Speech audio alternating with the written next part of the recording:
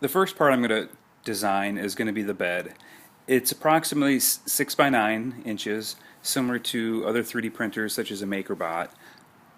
And I want to get an idea of how much room I have in the toolbox. So I'm going to just kind of mock things up, and once I do that, I can take some measurements, and then I can transfer this over to the computer. So the first part is going to be the bed, and this will be an X and Y axis.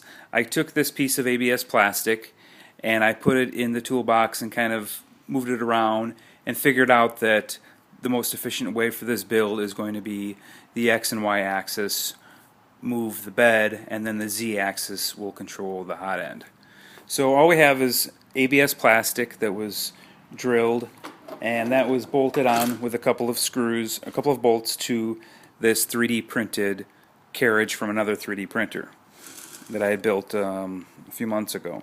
And also included are these end pieces, and both hold bearings so that the whole thing can slide on the smooth rod ordered from McMaster-Carr. So now I can kind of get an idea how this is going to move around. It's going to go left and right, which would be the x-axis, and then forward and backward, which will be the y-axis. So open the toolbox.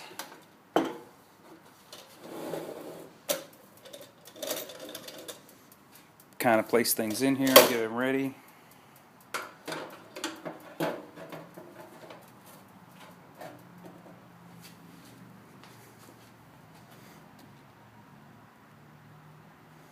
And then you can see how this bed is going to move around in the toolbox.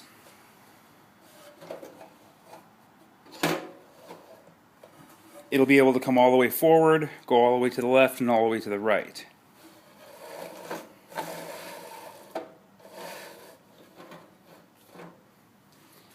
And this gives me an idea of the print area and where I have to locate the Z-axis. Located also next to each component are the motors. So back here, this motor will actually be hooked up to this plastic piece here and will go in the Y direction with the carriage. This motor here, that will be, it's a little hard to see in this, that motor right there, that will be hooked with a belt and a pulley to the rod behind it, and that will control the movement of these parts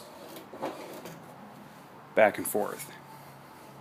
So once I get my measurements taken here, I can figure out how big the toolbox is in a 3D rendering program like Rhino. I can take those 3D printed components, the rods, the base, even the motors, and then I can start to construct this in the computer.